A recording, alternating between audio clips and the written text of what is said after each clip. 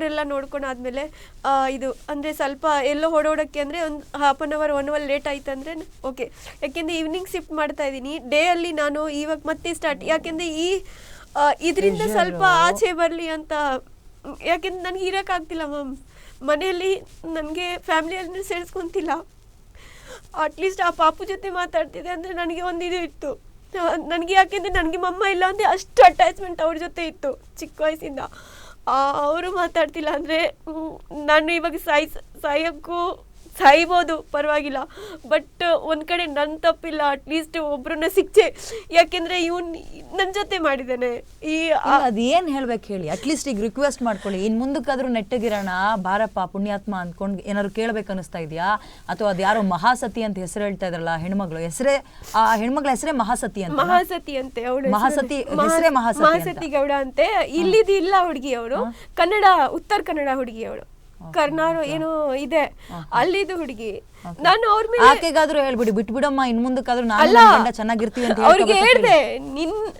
ನಿನ್ನ ಏನೋ ಹೇಳಿರ್ಬೋದು, ಬಟ್ ಎಂತ ನೀವು ಏನಿಲ್ಲ ಅವ್ರಿಗೆ ಅದೇ ಕೆಲಸ. ಇವಾಗ ಈಗ ನಾನು ಈಗ ಸದ್ಯ ನೀನಿದ್ಯಾ, ನಿನ್ ಮುಂದಕ್ಕೆ ಇನ್ನೊಬ್ರು ಕರ್ಕೊ ಬರ್ತಾರೆ ಇರುತ್ತೆ. ಅವ್ರಂತೂ ರೆಗ್ಯುಲರ್ ಇರಲ್ಲ. ನಾನು ಅವ್ರ ಹೆಣ್ಮಕ್ಳು, ಅವ್ರು ಒಂದೇ ಹೆಣ್ಣು, ನಾನು ಅವ್ರನ್ನ ಕೆಟ್ಟವರು ಅಂತ ನಾನು ಸ್ಟಿಲ್ ನಾನು ಯಾವಾಗೂ ಇದೆ. ಬಟ್ ಯಾವಾಗೂ ಮ್ಯಾಮ್ ನಾನು ಒಂದು ರೂಮಲ್ಲಿ ನೋಡೋದಕ್ಕೆ ದೇವರನಿಗೆ ಇದು ಸುಳ್ಳೇ ಇಲ್ಲ. ಅವ್ರು ಬಚಾಯಿಸಕ್ಕೆ ಅವ್ರು ಹೇಳ್ತಾರೆ. ಹಸ್ಬೆಂಡು ಆ ಹುಡುಗಿ ಒಟ್ಟಿಗೆ ನೋಡ್ಬಿಟ್ರೆ ನೋಡಿದ್ದೀನಿ ಮ್ಯಾಮ್. ಅವಾಗೆ 112ಗೆ ಕಾಲ್ ಮಾಡಿಸಿ, ಅದಕ್ಕೇನೆ ಅವರು ಇವಾಗ ಹೆಂಗ್ರಿ ತಡ್ಕೊಂಡ್ರಿ ಇದನ್ನೆಲ್ಲ ನೀವು? ಮ್ಯಾಮ್ ಸೆಕೆಂಡ್ ಡೇ ನಾನು ಹೋಗಿ ಗಂಡ ಕುಡ್ಕಾದ್ರೂ ಬೇಕಾದ್ರೆ ಸಹಿಸ್ಕೊಬಿಡ್ತಾಳೆ ಮ್ಯಾಮ್. ಇನ್ನೊಬ್ಳು ಹುಡುಗಿ ಗಂಡ ಓಡಾಡ್ತಾನೆ ಇರ್ತಾನೆ, ಅವ್ರ ಮನೆಗೆ ಹೋಗ್ತಾರೆ ಅಂದ್ರೆ ಯಾವ ಹೆಣ್ಮಕ್ಳು ಸಹಿಸ್ಕೊಳ್ತಾರೆ? ನಾನು ಅವ್ರು ನನಗೆ ಊಟ ಆ ಮಗನ್ ಹೆಂಗ್ರಿ ಬೆಳೆಸಿದಿರಿ ನೀವು? ತಂದೆ ತಾಯಿ ಸ್ಥಾನಕ್ಕೆ ಇರೋಕೆ ಲಾಯಕ್ಕಿಲ್ಲ ನೀವುಗಳು. ನಿಜಕ್ಕೂ ಮಗ ಹಿಂಗೆ ಹಾದಿರಂಪ ಬೀದಿರಂಪ ಆ ಹೆಣ್ಮಗ್ಳು ಮನೆ ಈ ಹೆಣ್ಮಗ್ಳು ಮನೆ ಓಡಾಡ್ತಾ ಇದ್ದಾನೆ ಅಂತ ಬಂದು ಸೊಸೆ ಕಂಪ್ಲೇಂಟ್ ಮಾಡಿದ್ರು ನೀವು ಕೇಳಿಸ್ಕೊಳಕ್ ರೆಡಿ ಇಲ್ಲ. ಮಗನ್ನ ಸೊಸೆಯಿಂದಲೇ ದೂರ ಮಾಡ್ತೀರಾ ಅಂದ್ರೆ ತಂದೆ ತಾಯಿ ಜಾತಿಗೆ ಅವಮಾನ. ನೀವು ಒಂದ್ ಕಡೆ ಮಗನ್ ಬೆಳೆಸೋ ರೀತಿನ ಹುಟ್ಟ ಅದು.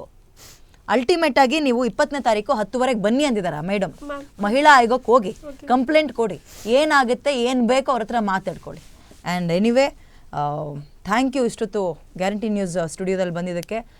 ನಿಮಗೆ ನ್ಯಾಯ ಸಿಗ್ಲಿ ಅಂತಾನೆ ನಾವು ಅಂದ್ರೆ ಮುಂದಕ್ಕೆ ಏನಾಗುತ್ತೆ ಅಪ್ಡೇಟ್ ಡೆಫಿನೆಟ್ಲಿ ನಾವು ನೋಡ್ಕೊಳ್ತೀವಿ. ನಿಮ್ಮ ಕಡೆಯಿಂದ ಎಷ್ಟು ಸಪೋರ್ಟ್ ಮಾಡಿದಕ್ಕೆ, ಮತ್ತೆ ನಾಗಲಕ್ಷ್ಮಿ ಮ್ಯಾಮ್ ಹತ್ರ ಮಾತಾಡಿಸಿದ್ದಕ್ಕೆ. ಯಾಕೆಂದ್ರೆ ನಾನು ವೇಟ್ ಮಾಡಿದೆ, ಬಟ್ ಹೌದು ನನ್ನಂತ ಲಕ್ಷಾಂತರ ಅದೇನಾಗುತ್ತೆ ಅಪ್ಡೇಟ್ ನಾವು ತಗೊಳ್ತಾ ಇರ್ತೀವಿ, ಅಪ್ಡೇಟ್ ತಗೊಳ್ತಾ ಇರ್ತೀವಿ. ಒಳ್ಳೇದಾಗ್ಲಿ, ಇನ್ ಮುಂದಕ್ಕಾದ್ರೂ ಸರಿಯಾಗ್ಲಿ ನಿಮ್ ಲೈಫ್. ಇವರಿಂದ ಸ್ಟಿಲ್ ಈ ಕಡೆ ನನ್ನ ಮೇಲೆ ಕಂಪ್ಲೇಂಟ್ ಕೊಡೋದು, ಈ ಕಡೆ ಅದು ಕಂಪ್ಲೇಂಟ್ ಇಂದ ಏನು ಆಗೋದಿಲ್ಲ. ಯಾಕೆಂದ್ರೆ ನಾನು ಆತರ ಏನು ಉಲ್ಟಾ ನಾನು ಇವ್ರ ಮೇಲೆ ಆದಷ್ಟು ಪ್ಯಾಚ್ ಅಪ್ ಮಾಡ್ಕೊಳಕ್ ನೋಡಿ.